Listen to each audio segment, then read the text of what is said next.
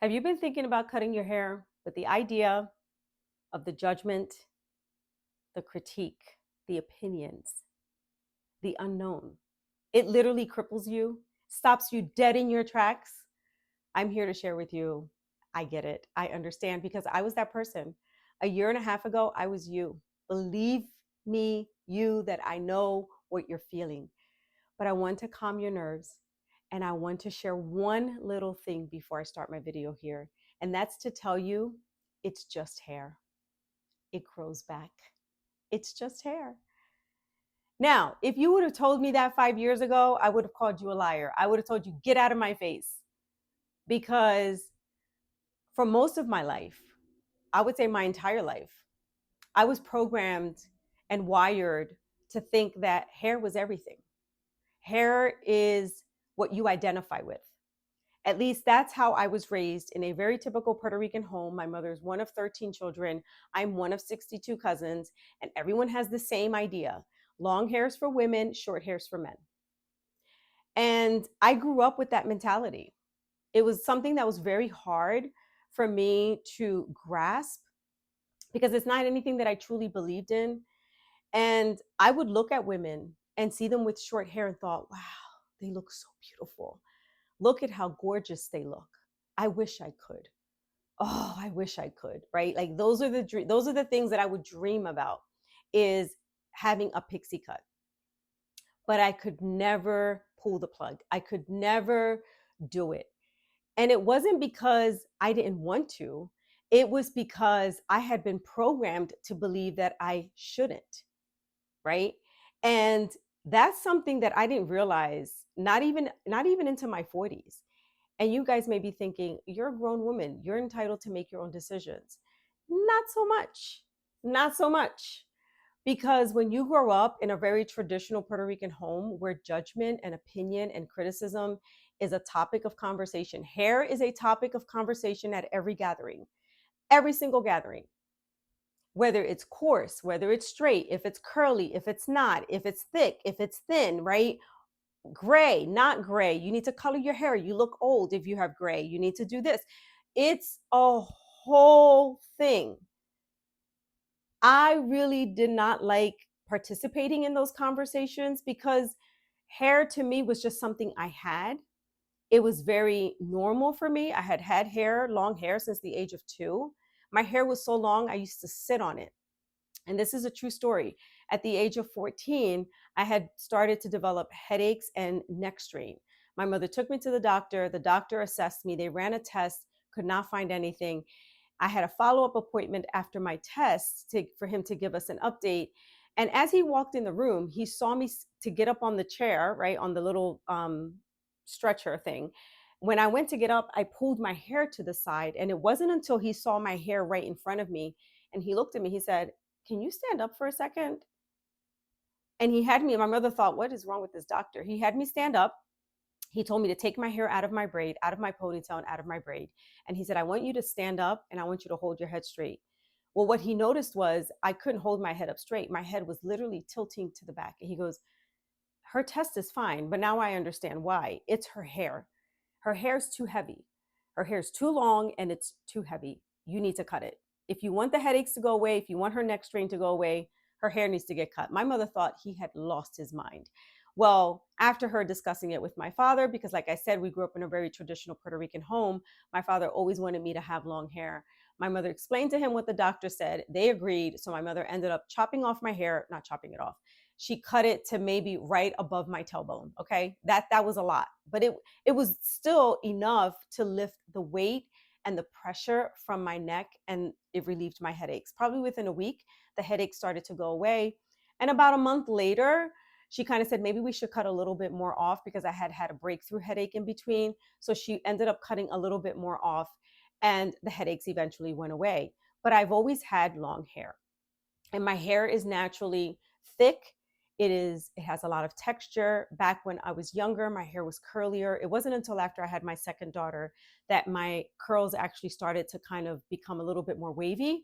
It's funny though, because I have certain parts of my head, if my hair was long, where it was spiral curled and then the other side was more wavy. I don't know. but my hair was very full of texture, a lot of coarseness, a lot of thickness, and black. I now have these silver little highlights, as I call them. They're natural. I have never colored my hair. My hair has always been this dark. And I have no intentions of coloring my hair, but you know, hair is a big conversation. And I didn't realize how much stress and anxiety hair brought into my life until I probably in my late 40s.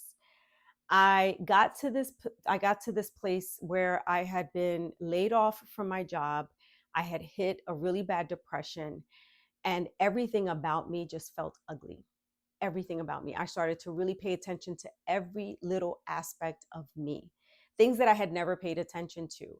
Hair was one of those things that I knew that, people would always talk about. And yeah, I would get compliments here and there. Every time I sat in a hairdresser's chair, she would compliment me after she was done. You have the most beautiful hair. Thank you, thank you, thank you. Um, and I'm not saying that to be ungrateful. It's just something that I've always heard my entire life, right? But when I hit depression, I didn't even want to do my hair because I felt so ugly in every single way that my hair didn't matter anymore. And that kind of when I started to come out of the depression was when I eventually went, got my hair redone. I got it cut. I had layers put in. I had bangs actually put into my hair, which I regretted, right? I just needed kind of this change to my look. But that really didn't change much because even though I had bangs, every time I looked in the mirror, I still saw the same person. I will tell you when it came to a head. It came to a head at my last trip before I got my pixie. I had a trip and I had planned to wear my hair straight the entire time. So I didn't take any of my products for when I would wear my hair curly. Curly hair products are different than straight hair products. Now, if I was traveling and let's say I left with straight hair and I was eventually going to have curly hair by the time I came home, I would only pack my curly hair products. It's a mind game. This is the actual mind thought process that I would put in. I would look at the weather and hair played a part in my outfits, in my daily schedule. Okay. So knowing this, I was going to wear my hair straight throughout this whole trip. So I didn't pack anything for curly hair. Well, the day before, I was out, I was working and I was out getting in and out of my car and downpour. Well, when you have curly hair and there's a downpour, your hair is going to go curly. Well, it was a long day. It was a long night. I didn't get back to the hotel until really late. By the time I got to my evening meeting, I had looked like a hot mess and I felt like a hot mess. I didn't have any products. I had a meeting the next day. I had no products. I didn't even have time to go buy anything. I had to get up, get dressed, and get out of the room, get out of the hotel room. I had nothing. And growing up, if I kept my hair natural, I was made to feel unkept, messy. If my hair was straight, I felt refined and polished. At least that's kind of the conditioning that I had been raised with. To the point where at 10 years old, I knew how to do my own doobie doo. If you are in the, if you know of anyone that's Latina, Puerto Rican, you guys know what a doobie doo is. I knew how to do a doobie doo on my hair at the age of 10. I just didn't know that that was a problem. That's a whole problem. No 10-year-old should know how to do a doobie doo. It's not that serious. Okay. So anyway, I woke up the next morning and I had this meeting and I felt like a complete mess. I felt unpolished. I felt a disheveled, wrinkled mess. And it really showed through how I spoke, how I showed up, how I felt that day. And I knew at that moment, okay, this is too much. This is too much. I'm done. I am so done with all of this because I travel with carry-on only. That day I was so aggravated. I did not get back to the hotel until very late. I was so frustrated. I just threw everything in the suitcase. I had to leave the hotel at 4 a.m. I had to use the expander and I needed to check my bag in. That's how frustrated I was. And for anybody that knows how I travel, that's a big issue. For me to use the expander and check my bag in, that's a major issue. So I came home and my husband goes, "What is wrong with you?" And I explained to him the whole thing, and he thought, that's not a big deal. But again, that's part of my programming, it's part of my conditioning. That Monday I came and I called my hairdresser, my girlfriend, and she had an opening that Thursday. I went in and she goes, "Oh, so how much are we taking off? Are we going to trim? Are we going to layer?" I said, "Nope, you're taking it all off. I want a pixie cut." She almost passed out. She cut my hair in a pixie. What I didn't realize was how much weight, physical, emotional weight, was going to be lifted off of my hair, off of me, by getting rid of all of that hair. For the first time in my adult life, I could finally see my own face. For the first time in my adult life, I had confidence like I had never had before. For the first time in my adult life, I felt courageous and strong and seen. That was a major shift for me. What they don't prepare you for, though, when you do get a pixie cut is the compliments. I am still, even a year and a half into this, I am still not used to it. I had a bunch of errands to run today, and I had so many people come up to me as they were passing me in stores, in the supermarket. As they were passing me, they go, "Ooh, that is a beautiful cut. You look beautiful in that cut. I love your hair. That is a beautiful haircut," right? It was constant. And I get this all of the time. And I'm not saying this to brag or, to be egotistical.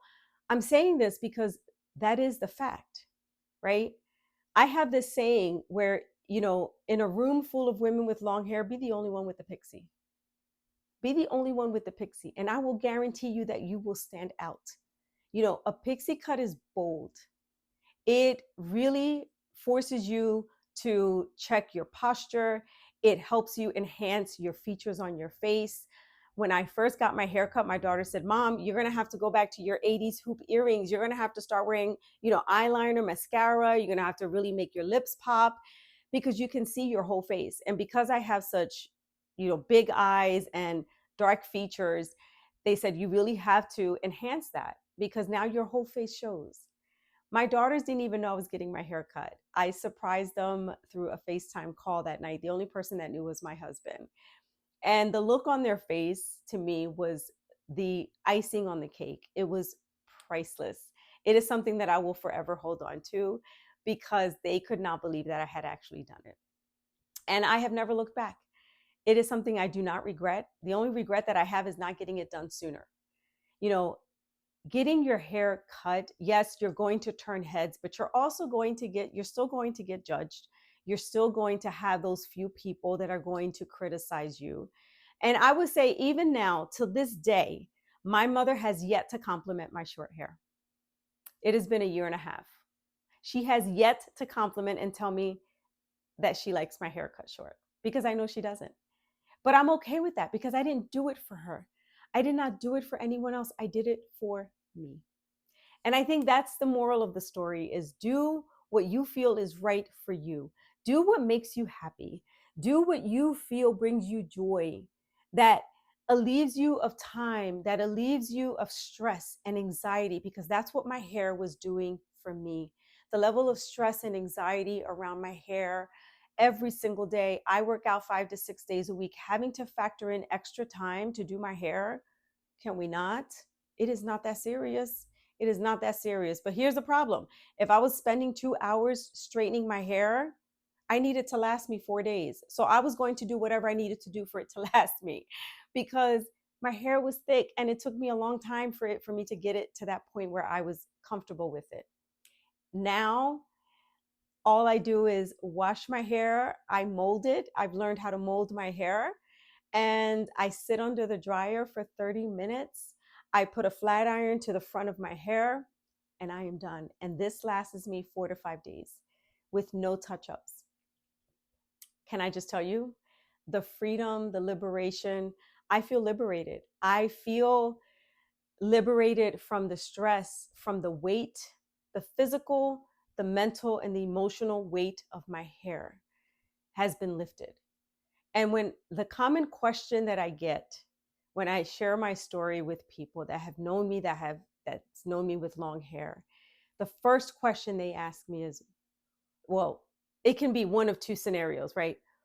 Why did you do it? Or what made you do it? It's either variation of that question.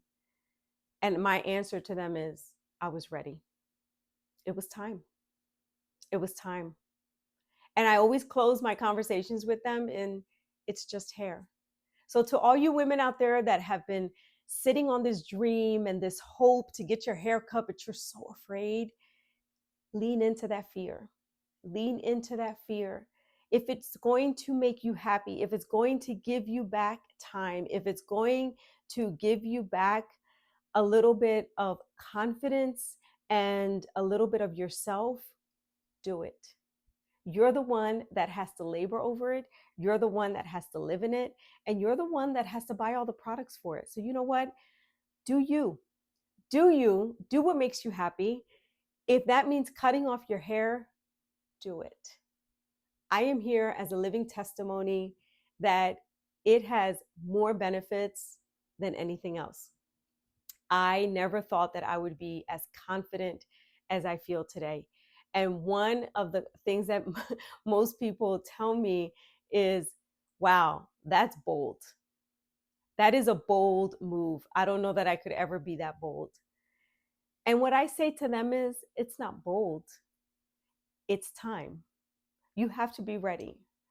And you're the only one that can make that judgment. You're the only one that can make that call.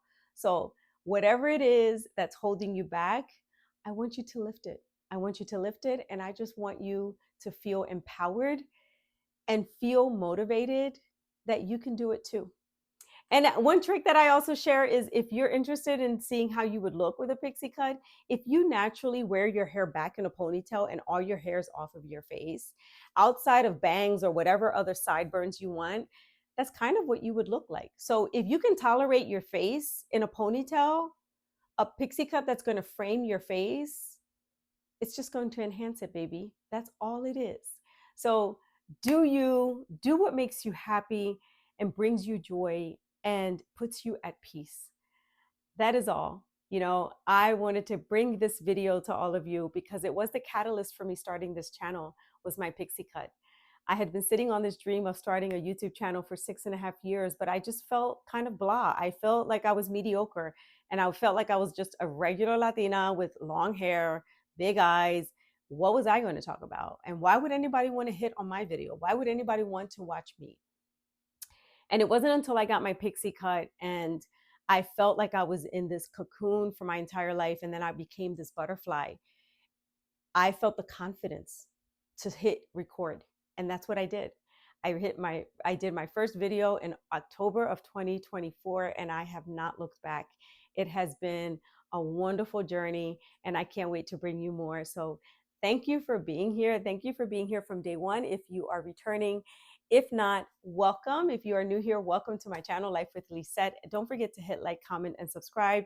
I don't have a niche. I will bring things to you that are pixie cut related, post-menopause related, workout, 75 medium, whatever it is that is happening in post-menopause, that is what I'm going to share with all of you. So again, thank you for being here. Thank you for listening. Thank you for watching. And until the next one, adios.